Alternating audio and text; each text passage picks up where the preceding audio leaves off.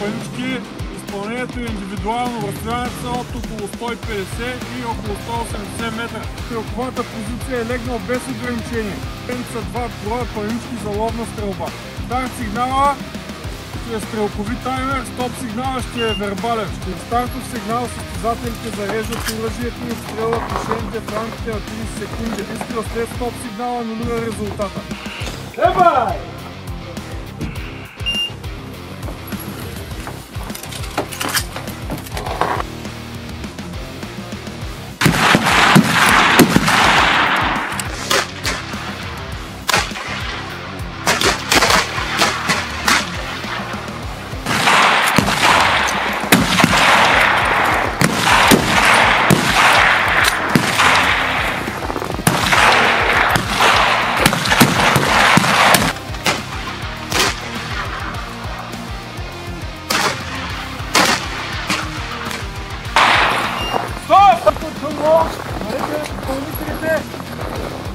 Олта в задно положение, сейфти флаг.